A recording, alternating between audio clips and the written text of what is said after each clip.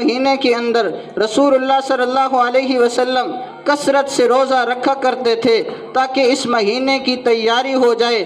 پتہ چلتا ہے استقبال رمضان آپ صلی اللہ علیہ وسلم نے اپنے اقوال سے بھی فرمایا، اپنے افعال سے بھی فرمایا، لیکن یہ بات یاد رکھیں، ایک استقبال شخصی مہمان کا ہوتا ہے، ایک استقبال روحانی مہمان کا ہوتا ہے۔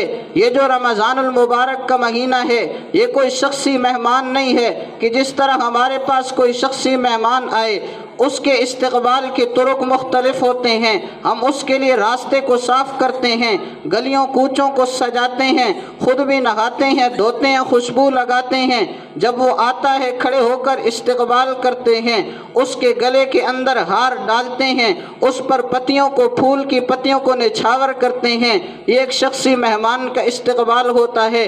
رمضان المبارک کا مہینہ یہ شخصی مہمان نہیں ہے، روحانی مہمان ہے۔ جس طرح رسول اللہ صلی اللہ علیہ وسلم نے روزے رکھ کر اپنے آپ کو تیار کیا ہے، اسی طرح ہم نے بھی استقبال رمضان کرنا ہے، اپنے تہذیب باطن کرنا ہے، اپنے آپ کو سنوارنا ہے، دل کو ہم نے پاک اور صاف کرنا ہے تاکہ اس رمضان المبارک کے مہینے کا استقبال روحانی طریقے پر ادا ہو سکے۔